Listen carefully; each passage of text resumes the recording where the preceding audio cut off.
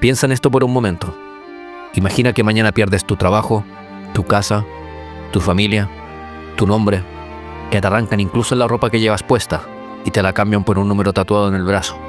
Que las personas que amabas desaparecen en el humo de una chimenea. Imagina que el mundo te ha reducido a nada.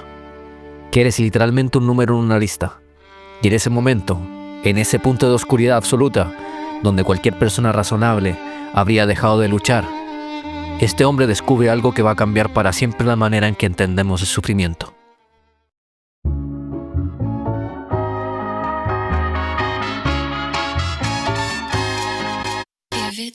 Bienvenidos a un nuevo capítulo de Ecos del Ser, el podcast de filosofía práctica y crecimiento personal que te invita a vivir con más conciencia, propósito y bienestar. Así que ponte cómodo, respira profundo y acompáñanos en este viaje de autoconocimiento y transformación. Comenzamos. Bienvenidos, bienvenidas al quinto episodio de Ecos del Ser. Gracias por estar ahí, al otro lado, donde sea que estéis, caminando, conduciendo o simplemente fingiendo que trabajáis mientras escucháis esto. Hoy tengo varias cosas que contaros porque este podcast empieza a evolucionar. A partir de este episodio, incorporamos nuevas secciones. Una de ellas me hace especial ilusión. Cada semana voy a comentar un libro. Tranquilos, no es un club de lectura con deberes, es más bien una invitación a pensar. Y hoy empezamos con un libro muy especial, El hombre en busca de sentido, de Viktor Frankl. No voy a destriparlo, ni mucho menos. Solo os dejo una idea. Es de esos libros que no se leen, se viven. Y cuando lo terminas, no eres exactamente la misma persona. Ahí lo dejo, para que la curiosidad haga su trabajo. Además, este episodio no lo voy a hacer solo. Tendremos un colaborador que participará activamente en el podcast. Así que si alguna vez pensasteis, este tío debería hablar con alguien más, enhorabuena, vuestros deseos han sido concedidos. Y hay algo más importante todavía. Quiero que Ecos del Ser sea diferente. Sí, hablaremos de filosofía, de ideas, de teoría, pero también voy a empezar a compartir historias personales, porque al final, entender algo no es lo mismo que vivirlo. Y si de verdad queremos integrar todo en nuestra vida, tenemos que bajarlo a tierra, a lo cotidiano, a lo real, a los días buenos y a los días en los que todo se tambalea. Y también quiero deciros que yo no soy ningún experto, no tengo todas las respuestas, ni creo que nadie las tenga. Simplemente comparto lo que he ido aprendiendo en el camino, lo que me ha servido, lo que me ha hecho cuestionarme cosas y lo que a veces me ha ayudado a entenderme un poco mejor. Simplemente será nuestro espacio, donde pensar, sentir y reírnos de lo absurdamente humanos que somos. Así que si estáis listos, poneos cómodos, que empezamos.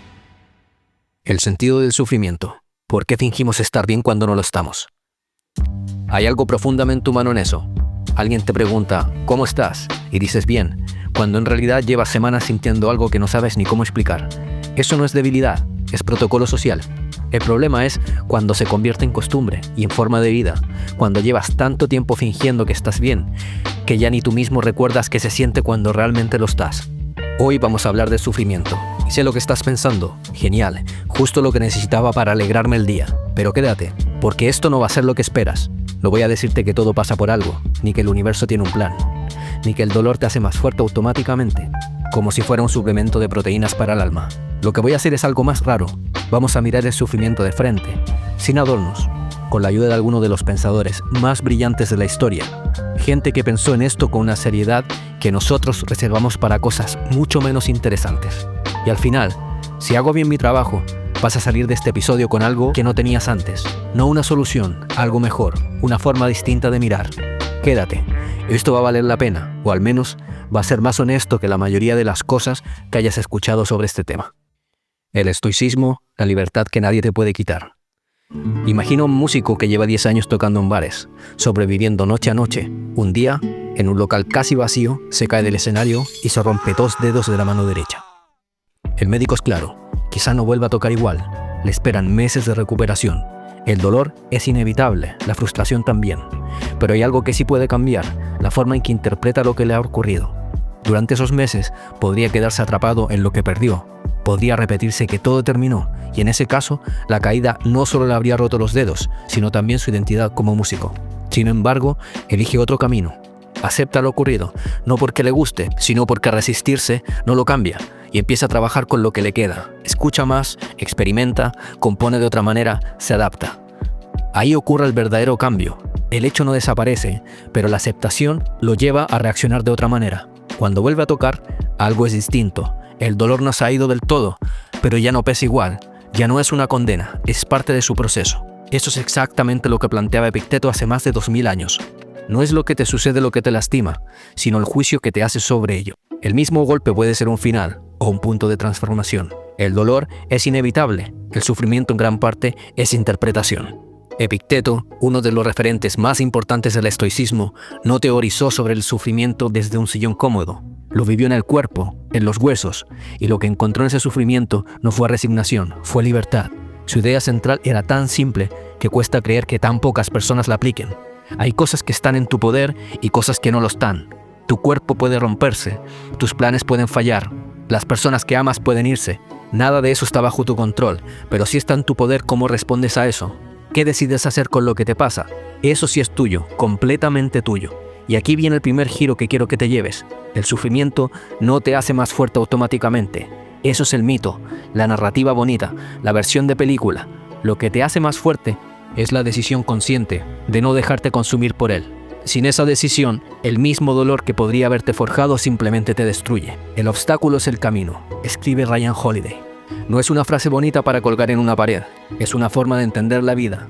Lo que se interpone no es un muro que te detiene, sino el único camino posible para transformarte. Cuando dejas de ver el obstáculo como el final y lo ves como parte del camino, algo cambia. Lo que antes te rompía, ahora te construye. Ecos del Ser, tu podcast favorito de crecimiento personal. El filósofo que miró el abismo. La historia de Arthur Schopenhauer. Nació en 1788 en Danzig, entonces parte de Prusia. Desde muy joven, la vida le dio duras lecciones que aprender. Su infancia fue un ensayo sobre el sufrimiento, incluso antes de que él supiera ponerle nombre. Su padre, un comerciante adinerado, era severo y melancólico. Arthur lo admiraba, pero también absorbió una verdad devastadora, que la vida puede volverse tan cruda que algunos deciden acabar con ella. Cuando Arthur tenía 17 años, su padre apareció flotando en un canal, se había quitado la vida. Su madre, Johanna, era todo lo contrario, escritora talentosa y organizadora de los salones literarios más brillantes de Weimar. Era hermosa, culta, llena de vida y sin embargo fría con su hijo de una manera que él nunca entendió. Mientras ella brillaba entre intelectuales, Arthur se sentaba en un rincón sintiendo que él no encajaba. Pasó su vida mirando lo que la mayoría preferiría ignorar y descubrió algo fundamental. Debajo de todo lo que hacemos y sentimos hay una fuerza que lo impulsa todo. La llamó la voluntad. Y no es la voluntad de lograr algo o de esforzarte. Es algo más profundo y primitivo. Un impulso ciego que nos empuja a existir y a desear constantemente sin descanso ni razón. Y esta fuerza es la raíz del sufrimiento, porque desear significa no tener, y no tener duele. Incluso cuando consigues lo que quieres, la calma dura muy poco, porque la voluntad nunca se detiene. Siempre surge un nuevo deseo. Lo resume de la siguiente manera. La vida oscila como un péndulo entre el dolor y el aburrimiento. Si no consigues lo que quieres, sufres. Si lo consigues, te aburres. Y del aburrimiento nace un nuevo deseo. Así el ciclo nunca termina. Schopenhauer no ofrece una solución mágica, pero dice que hay momentos en los que dejamos de estar dominados por el deseo y simplemente observamos. Esto sucede de tres maneras. El arte. Contempla sin desear y por un instante eres libre. La compasión. Ayuda sin egoísmo y suspendes el deseo propio. La contemplación. Observa sin querer, poseer ni usar. No duran para siempre, pero en un mundo dominado por el deseo, esos momentos son la verdadera libertad. Schopenhauer nos deja esta reflexión. El sufrimiento tiene un propósito, no dice que todo pasa por algo, ni que el dolor nos haga más fuerte. Dice algo más duro, la vida duele, porque esa es su naturaleza, pero esa verdad con claridad, sin huir, es la única forma de libertad. El príncipe que miró la realidad. Siddhartha Gautama, más conocido como Buda, vivía rodeado de lujo, jardines, música y todo lo que podía desear. Pero un día salió del palacio y lo que vio lo cambió todo: enfermedad, vejez y muerte. Por primera vez se enfrentó a la realidad y en lugar de huir, decidió quedarse. Se sentó en silencio, con hambre e incertidumbre, decidido a comprender. Durante años resistió el miedo, el deseo y las distracciones, hasta que alcanzó la iluminación. Lo que descubrió fue simple y profundo. No solo duele lo que vivimos, sino la historia que nos contamos sobre ello. Esto no debería pasarme. Es injusto. Ese diálogo interno multiplica el sufrimiento. El dolor es inevitable, pero el sufrimiento extra no. Siddhartha enseña que la libertad llega cuando dejamos de resistir lo que es y simplemente lo observamos. Sentir sin luchar, aceptar sin añadir más peso. Eso es el corazón del budismo. La vida tiene fricción, pero no necesitamos cargarla más. Hoy, incluso la ciencia lo confirma. No podemos evitar el dolor, pero sí cambiar nuestra relación con él. Así que la próxima vez que algo duela, prueba algo distinto, siéntelo, sin pelear, porque la diferencia entre sufrir y vivir el sufrimiento lo cambia todo. El hombre que se fue a vivir al bosque. Henry David Thoreau nació en 1817 en un entorno humilde, pero lo que marcó su vida no fue la pobreza, sino la muerte de su hermano John. Esa pérdida lo sacudió profundamente y también lo transformó. En lugar de huir del dolor, lo enfrentó, y 2 años después tomó una decisión radical. Se fue a vivir solo al bosque, junto al lago Walden, no para escapar del mundo, sino para vivir con plena conciencia. Quería dejar de vivir en automático, como él mismo dijo, quería enfrentarse a lo esencial de la vida, y no descubrir al final de su vida que no había vivido. Mientras otros perseguían dinero y comodidad, Thoreau veía algo distinto, personas desconectadas de sí mismas, viviendo lo que llamó una silenciosa desesperación. Junto a su amigo Emerson, entendió algo clave: evitar el sufrimiento reduce la vida. El dolor, aunque difícil, puede abrir espacio para crecer, comprender y vivir con más profundidad. Su mensaje es simple y directo: no anestesies lo que sientes. Quédate, observa, vive, porque al final la gran pregunta no es cuánto viviste, sino si realmente estuviste presente. Entonces, ¿qué hacemos con todo esto? Hemos recorrido desde los estoicos hasta los budistas, desde Schopenhauer hasta Thoreau. Hemos hablado de situaciones límites, de un músico con los dedos rotos y de un príncipe que salió del palacio para ver lo que nadie quería mostrarle. Y todo apunta hacia lo mismo, desde ángulos distintos, con matices diferentes, pero con un mensaje bastante similar. El sufrimiento no es lo opuesto a una buena vida, es parte de ella. La más incómoda, la que nadie elige voluntariamente, pero también la parte que más te enseña sobre quién eres, cuando no hay ningún lugar donde esconderte. Para mí, la filosofía es mucho más que palabras bonitas. Creo que si no las llevas a la acción, no sirve para nada. Así que basta de teoría, que te voy a contar mi vida, que es una mezcla rara de drama y comedia, con hostias, muchas hostias, para que veas que no vengo a vender humo. Esto no es un discurso bonito, es lo que hice cuando todo me explotó en la cara. La cosa empieza en Chile, con 10 años, murió mi madre, y con esa edad tú no entiendes la muerte, no entiendes lo que es perder a alguien para siempre. Lo que entiendes con el tiempo es otra cosa, es el vacío, es no tener un hogar fijo, es ir saltando de casa en casa como si fueras una maleta olvidada, es ver cómo la gente te mira diferente, es que te traten como el pobrecito, y lo peor es que tú lo acabas creyendo. Yo me deprimí, y fue bastante difícil.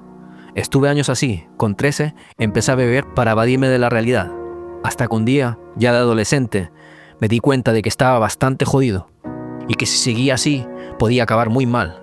Y fue un momento raro, me miré al espejo y pensé, ¿vas a ser el niño triste toda la vida o te animas a quererte un poco? Y la realidad es que cuando lo comienzas a hacer, no es como abrazarte y ya está, es dejar de usar tu pasado como excusa. Así que con 19 años hice un reset, mochila, y me fui a España a buscarme la vida. Y lo primero que hice fue ponerme a trabajar, independizarme y seguir haciendo rap. Ya te imaginas. Un chileno en Cataluña subiéndose a escenarios, grabando en estudios, produciendo música. Y aunque suene cliché, el rap me salvó y me obligó a sacar todo lo que tenía dentro. Fue mi primera terapia. Luego vino la videografía, mi verdadera pasión. Pero hay algo que nadie te cuenta. Tus sueños no conspiran en tu favor para que se cumplan. Mientras tanto, todos los trabajos basura posibles. Pero el peor, las fábricas, turno de noche. Salía a las 6 de la mañana, llegaba a casa y en lugar de dormir me ponía a editar vídeos. Dormía 4 horas y otra vez lo mismo. 2 trabajos, 0 vida. Y había noches, entre el ruido de las máquinas, me preguntaba, ¿qué hago aquí? Pero cuando eso pasaba, luego recordaba que eso era temporal y que estaba construyendo algo. Y esa decisión me sostuvo. Cuando lo conseguí, la gente decía, ¡qué suerte tienes! ¿Cómo odiaba que me dijeran eso? Pero en fin, años más tarde me fui a vivir al lugar de mis sueños. Trabajé con animales salvajes y estaba ahí, viviendo algo que de niño ni siquiera imaginaba, y aún así me sentí vacío. Raro, ¿no?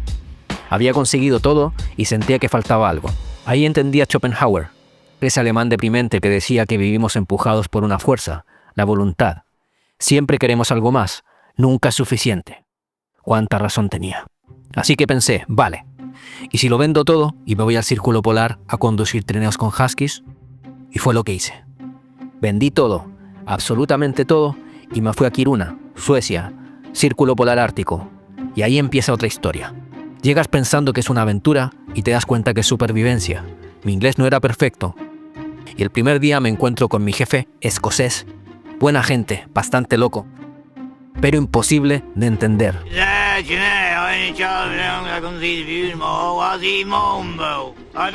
El tío hablaba y parecía que estaba hablando invocando demonios.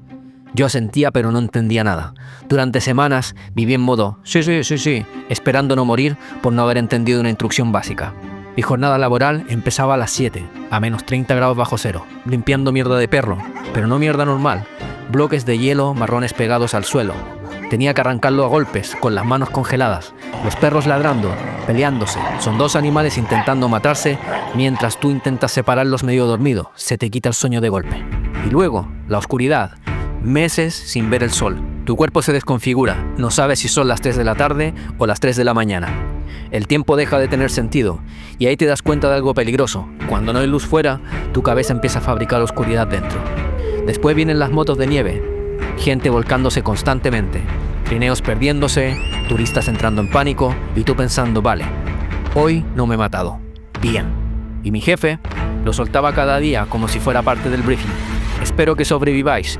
Todos los años alguien no vuelve, el hielo cede y desaparecen bajo el lago. Y se quedaba tan tranquilo el colega. Y para hacerlo más bonito, ¿sabéis cómo se llamaba el lago? The Lake of Death, el lago de la muerte.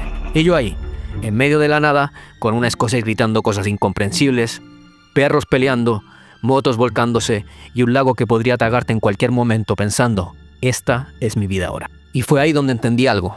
La vida no te pone en lugares extremos para destruirte. Te pone ahí para que no puedas seguir huyendo de ti mismo. Porque en el frío extremo no hay distracciones, no hay ruido, no hay excusas.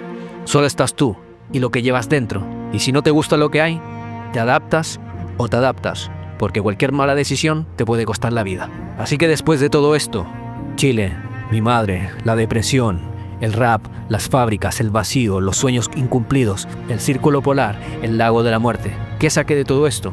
Que la vida no mejora cuando desaparecen los problemas. Mejora cuando dejas de huir y te conviertes en alguien capaz de atravesarlos. Hoy intento no tomarme todo tan en serio, porque la vida se encarga de ponerte en tu sitio. Y si después de todo puedes reírte de tus errores, de tus fracasos, de lo absurdo, entonces has ganado algo que nadie te puede quitar. El sufrimiento no te hace fuerte automáticamente. Eso es mentira. El sufrimiento te destruye si no lo enfrentas. Lo que te hace fuerte es la decisión de no quedarte ahí. Y esa decisión no la toma el niño de 10 años, la toma otra versión de ti, cuando ya no hay excusas, cuando solo quedas tú, tus decisiones, tus perros y el frío. Y una pregunta, ¿y ahora qué? Y la respuesta no es una frase bonita, es perderte para encontrarte de nuevo, es pagar el precio de tus decisiones, es no escuchar esa voz en tu cabeza que te dice que te rindas cuando todo se pone difícil. Eso es vivir y superar el sufrimiento. Si estás pasando la situación más difícil de tu vida ahora mismo, quédate, no huyas, porque ahí, justo ahí, es donde empieza todo lo que viene después. Y cuando puedas, sonríe a la vida, porque es muy dura y hermosa al mismo tiempo.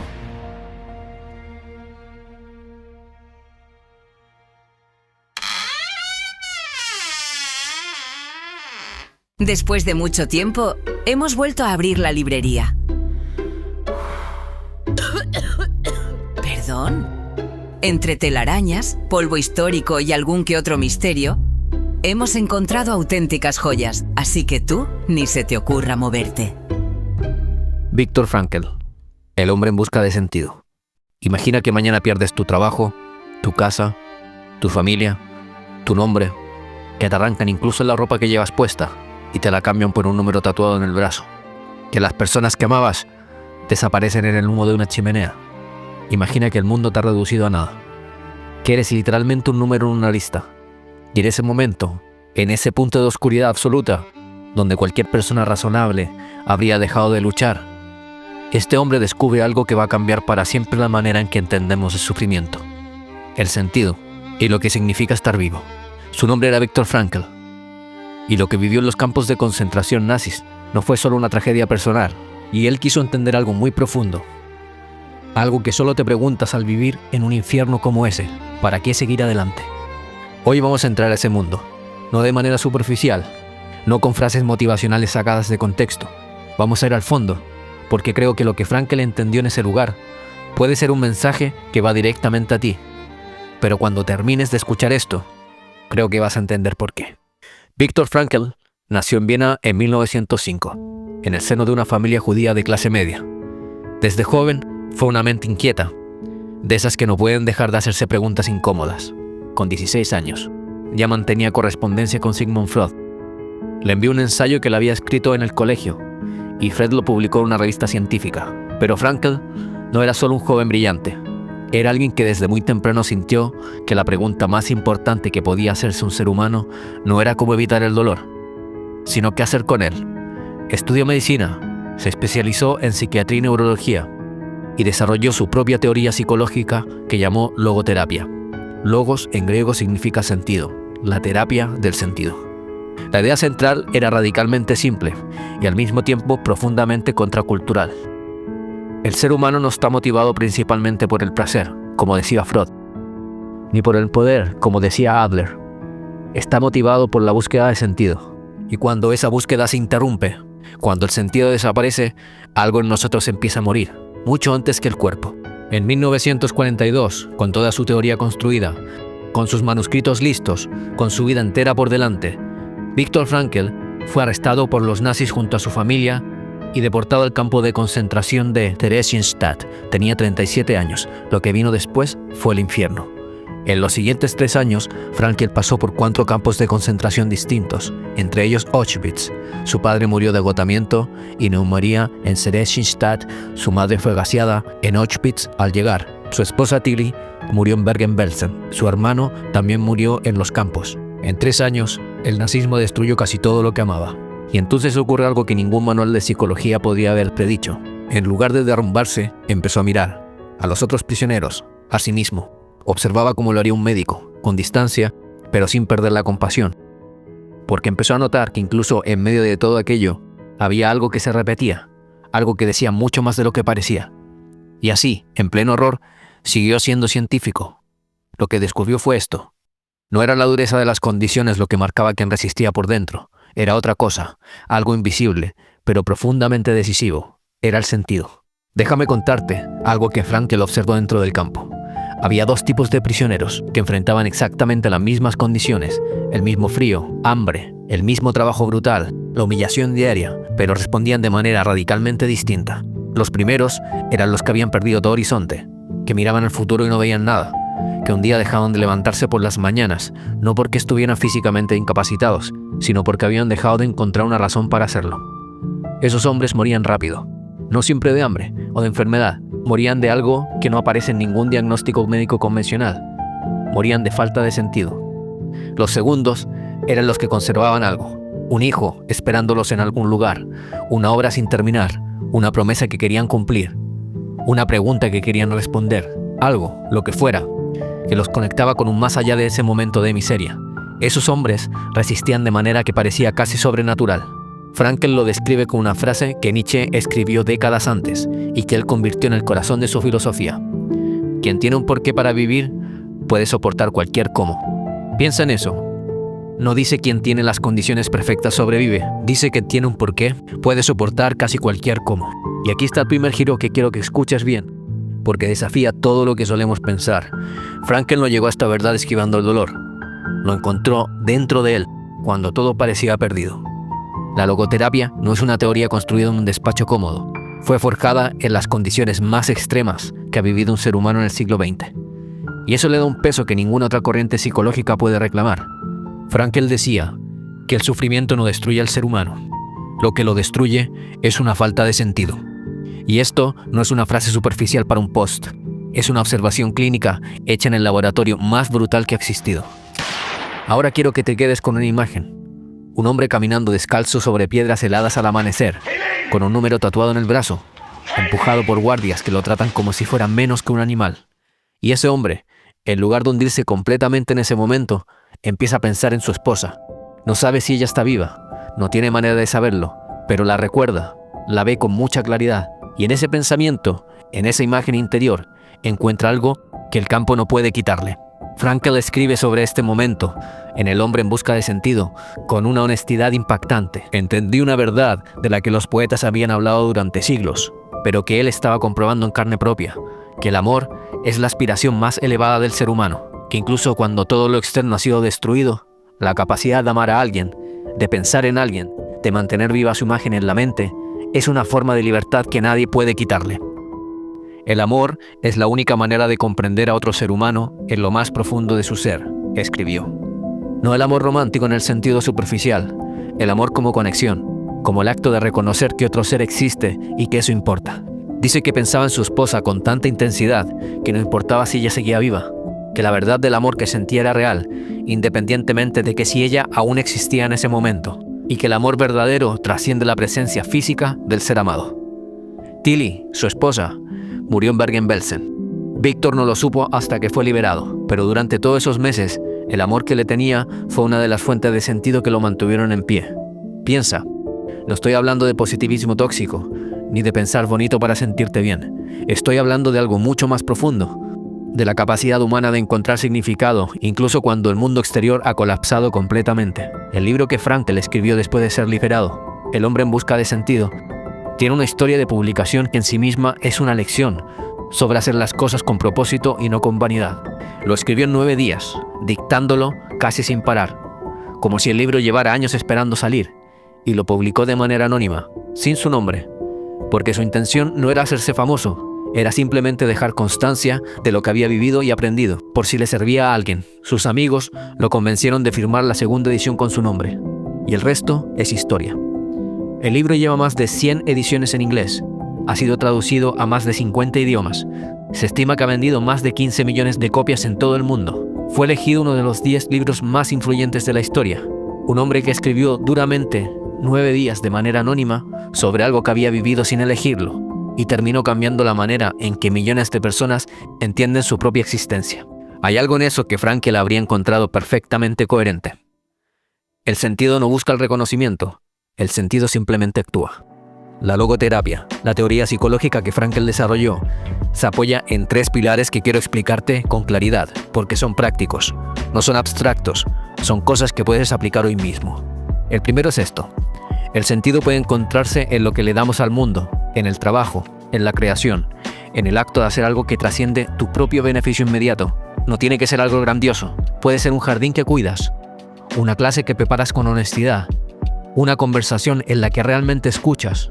Él observó que los prisioneros que tenían una tarea, un trabajo, una responsabilidad que sentían como propia, resistían mejor. El segundo es este: el sentido puede encontrarse en lo que recibimos del mundo, en la experiencia, en la belleza, en el amor. Él cuenta que hubo un día en el campo en que alguien entró corriendo a la barraca y llamó a los prisioneros para que salieran a ver el atardecer. El cielo estaba incendiado de colores, y esos hombres agotados, hambrientos, destruidos, se quedaron en silencio mirando el cielo, y durante un momento el campo no existía, solo esa belleza que nadie les podía quitar. La capacidad de experimentar algo como bello, como verdadero, como significativo, es una forma de sentido que no depende de las circunstancias externas, es interior, y es indestructible si decides no abandonarla. El tercero es más difícil, y es el más importante. El sentido puede encontrarse en la actitud que adoptamos ante el sufrimiento inevitable, no ante cualquier sufrimiento. Frankl era muy claro en esto. Si puedes cambiar una situación, cámbiala. No romantices el dolor innecesario. Pero cuando el sufrimiento es inevitable, cuando no puedes escapar de él, cuando está ahí y no puedes moverlo, entonces tienes una última libertad: elegir cómo te colocas frente a él. Quiero hablarte ahora de algo que Frankl llamó el vacío existencial. Frankl observó que muchos de sus pacientes en Viena, después de la guerra, no sufrían por las razones clásicas. No tenían traumas evidentes, tenían algo mucho más difuso y mucho más moderno. Tenían la sensación de que su vida no significaba nada, que hacían cosas, que cumplían funciones, que seguían adelante, pero que no sabían muy bien para qué.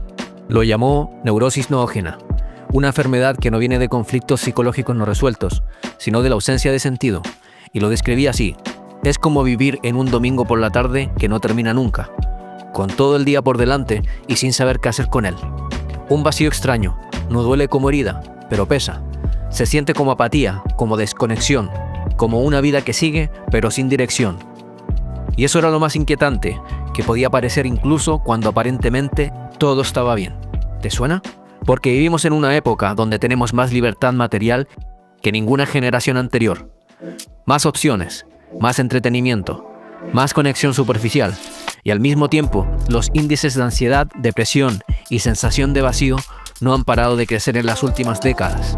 No en los países pobres, en los países ricos, en los que teóricamente tienen todo lo que necesitan para ser felices. Frankl lo vio venir. Dijo que la mayor amenaza psicológica del siglo XX no sería la represión, como decía Freud, sería el vacío, la falta de algo por lo que valga la pena vivir. Y la respuesta que proponía no era buscar la felicidad directamente. Aquí está la paradoja que más me gusta de toda su obra. Él decía que la felicidad no puede perseguirse, que si la persigues directamente se escapa, que la felicidad es el efecto secundario de vivir con sentido, que aparece sola cuando estás orientado hacia algo que te importa. No busques el éxito, escribió. Cuanto más lo busques y lo conviertas en tu objetivo, más te eludirá. El éxito, como la felicidad, no pueden perseguirse, debe sobrevenir. Y eso lo hace como el efecto secundario no intencionado de la dedicación personal a una causa mayor que uno mismo. Y ahora llegamos al momento más duro de todo esto, el que quiero que te lleves grabado. Frankl fue liberado el 27 de abril de 1945 por las tropas estadounidenses. Salió del campo, caminó hacia la libertad y entonces descubrió una por una las muertes de todos los que amaba. Su madre, su esposa, su hermano. Imagina ese momento. 3 años sobreviviendo con la fuerza de saber que tienes personas que te esperan y descubrir que ya no están, que el sentido que te sostuvo se ha roto también. ¿Qué hace un hombre con eso? Frankl escribió sobre esto con una honestidad que muy pocos escritores se permiten. Escribió que hubo un momento en que se sintió que todo había sido en vano, que el sufrimiento no había valido nada, que la pregunta más oscura de todas volvía a golpearlo. ¿Para qué? Y entonces dice algo que para mí es el clímax de todo su pensamiento. Dice que entendió que la pregunta no era la correcta, que el problema no era que el sufrimiento no hubiera valido nada. El problema era que seguía esperando que el mundo le diera sentido desde afuera. Y el sentido no funciona así. No es algo que encuentras, es algo que construyes. Es algo que eliges en cada momento. Luego de volver a Viena, reconstruyó su vida, volvió a casarse, tuvo una hija, enseñó en universidades de todo el mundo y vivió hasta los 92 años. Hasta el final de su vida siguió repitiendo lo mismo que había aprendido en el infierno, que la última de las libertades humanas es la de elegir la actitud con que uno enfrenta lo que no puede cambiar. No te estoy diciendo que el dolor no duele, ni que el sufrimiento es bueno. Te estoy diciendo lo que Frankl demostró con su propia vida, que incluso en el fondo más oscuro, la capacidad de encontrar o construir sentido no desaparece del todo, y que esa capacidad es lo que separa a los que se levantan de los que no. Él no salió de Auschwitz con respuestas fáciles, salió con algo mucho más pesado y útil, la certeza de que el sufrimiento sin sentido destruye, pero que el sentido no te lo da nadie, lo construyes tú, con lo que tienes, donde estás, aunque el mundo entero se haya derrumbado a tu alrededor. Eso no es filosofía de salón, es lo que un hombre probó en el lugar más oscuro del siglo XX. Frankl encontró sentido incluso en el sufrimiento más extremo. ¿Y tú? ¿Serás capaz de hacer lo mismo? Hace tiempo tenía pendiente dedicar unas palabras a su vida y obra, especialmente después de visitar Auschwitz y Birkenau. Quise sumergirme en esta historia tan desgarradora que sigue resonando en cada rincón de mi memoria. Al ver los hornos, los barracones donde los prisioneros dormían, las toneladas de cabello arrancado a las víctimas, las montañas de zapatos, todo eso te deja sin aliento y te rompe el alma. Es doloroso admitirlo, pero aún como humanidad tenemos tanto que aprender. Cada rincón del mundo parece recordarnos que la sangre sigue corriendo, por odio, codicia o diferencias ridículas que nos llevan a repetir los mismos errores generación tras generación. Gracias, Viktor Frankl, por enseñarnos que incluso hay luz en la oscuridad más profunda. Se acabó el monólogo. Sí, por fin. Ahora empieza la hora de la terapia, con nuestro psicólogo favorito, Carlos Gregorio. Un espacio para hablar, reírnos, reflexionar y descubrir técnicas que pueden mejorar tu vida, o al menos ayudarte a abrir los ojos. Así que relájate, que seguimos con el paliqueo, aquí, en Ecos del Ser, tu podcast de filosofía práctica y crecimiento personal. Hoy inauguramos una sección muy especial, la hora de la terapia. Un espacio donde vamos a hablar de cómo afrontar distintas situaciones de la vida, esas que a veces nos duelen o simplemente no sabemos cómo manejar. Queremos darte algunos consejos o simplemente invitarte a reflexionar sobre lo que está pasando en tu interior.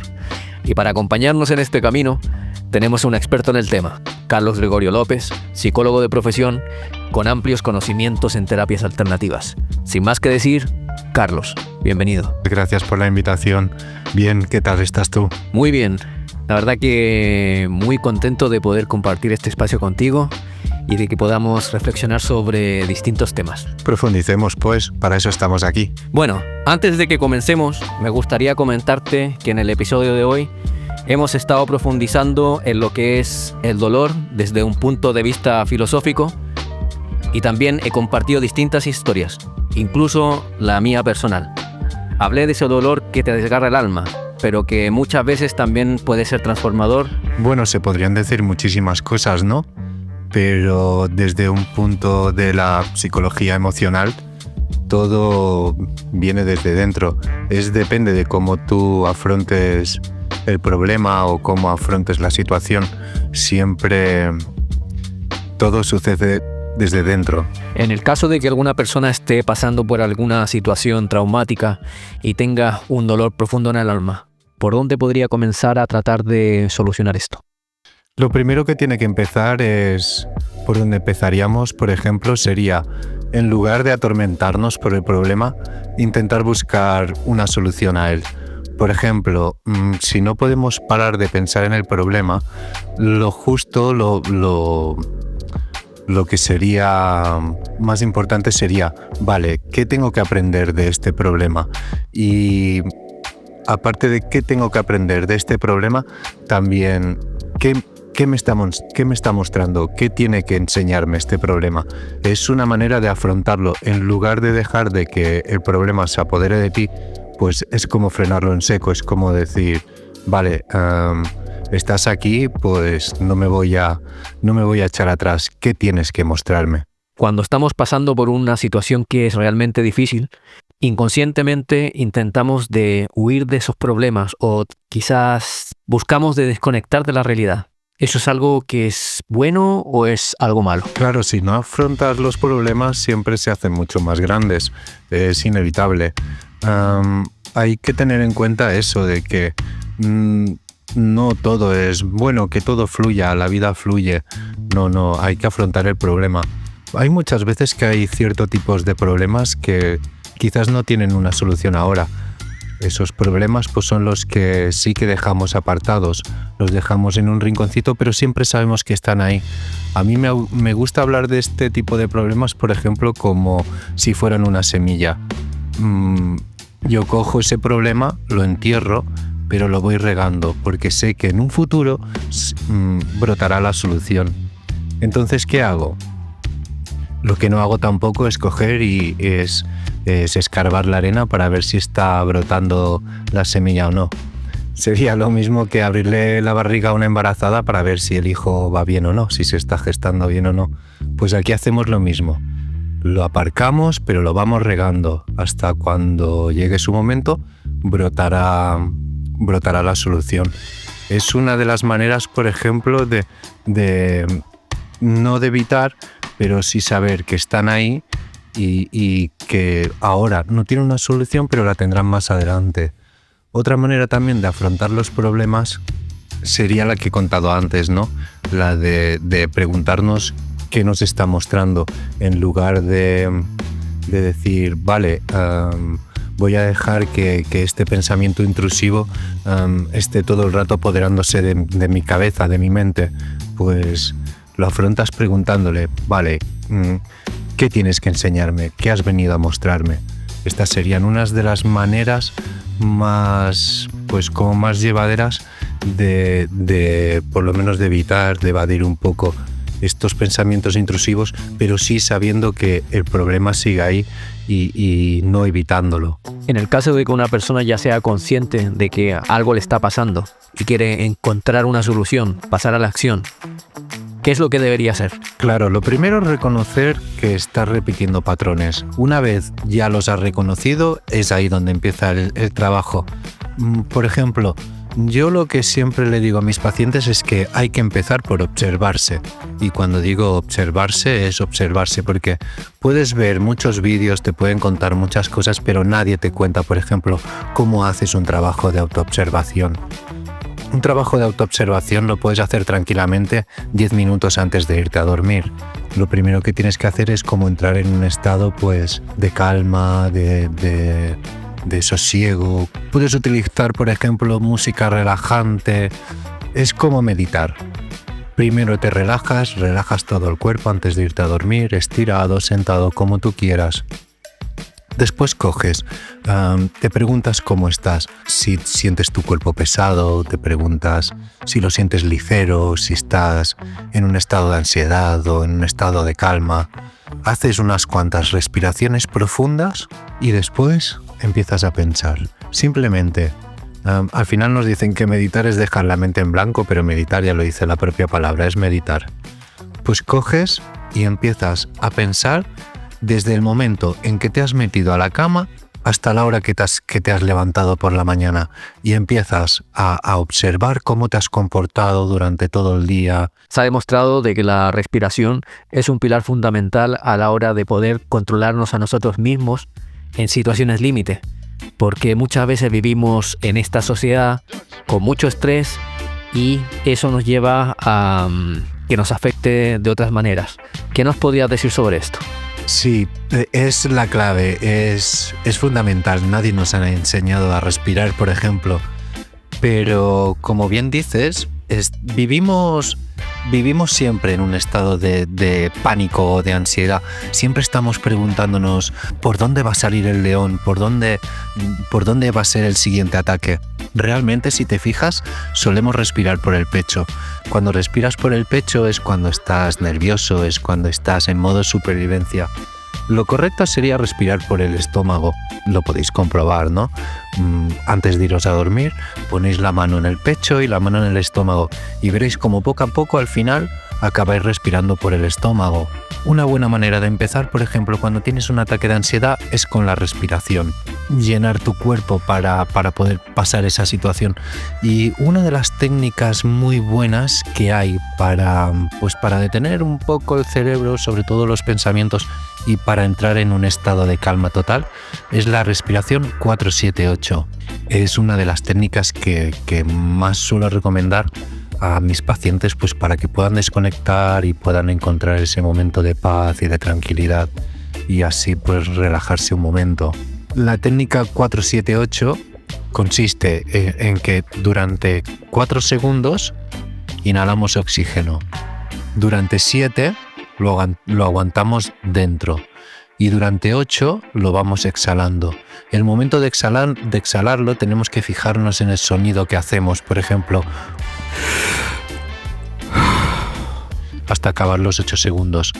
Esta técnica recomiendo que al principio se haga sentado o estirado, porque si se hace al principio erguido, de pie, al principio puede causar un poco de mareo y cabría riesgo de tener una caída. Pero es una de las mejores técnicas que conozco para relajar el cuerpo y sobre todo para calmar los pensamientos. Es como decirle al cerebro, aquí mando yo y ahora paramos. ¿Hay algún error común que la gente comete cuando intenta superar un momento difícil? Sí, claro. El que comete todo el mundo es dejarse llevar por el pensamiento. Si tú no consigues detenerlo, ese momento difícil se apoderará de ti. Al final es lo que digo, ¿no? Si hay que intentar frenar esos pensamientos, si tú no frenas esos pensamientos, los pensamientos te arrollan, sea por la situación que sea, hay que hacerles frente. ¿Cómo? Simplemente preguntándoles. Les preguntas, ¿habéis venido? ¿Estáis aquí? Sí, pero ¿qué venís a enseñarme? ¿Qué venís a mostrarme? En lugar de, ya han llegado, no, bueno, ya me empiezo a encontrar mal. Hay que hacerse fuerte. Realmente hay que empoderarse delante de estas cosas. Si al final los problemas para lo único que sirven es para hacerte más inteligente, una vez los superas te vuelves mucho más creativo a la hora de enfrentar los siguientes. Carlos, de verdad, gracias por compartir tu visión y por hablarnos de algo tan importante de una manera tan cercana. Pues lo primero, agradecerte de que me hayas dado esta oportunidad, ¿no? Por lo menos de poder compartir mi opinión e intentar ayudar a cuantas más personas podamos. Y lo segundo es que me he visto un poco nervioso, supongo que con el paso del tiempo iré soltándome un poco más. Y nada, que estoy deseando de volver a compartir contigo y con todos, con toda la audiencia. Muchas gracias a todos vosotros por estar allí, a todos los que nos seguís en todas las plataformas digitales, en Spotify, Apple, Amazon Music, iVoox, y a todos los que sintonizan la 106.0 Son Reggae FM. Un saludo enorme y hasta la próxima.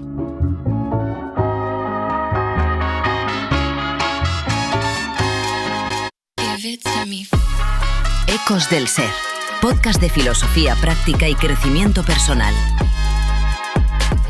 Bueno, simplemente queremos ayudarte y quizás te ahorres algo de dinero de tus terapias. Y a ver si dejamos todos de ser un poquito menos tóxicos.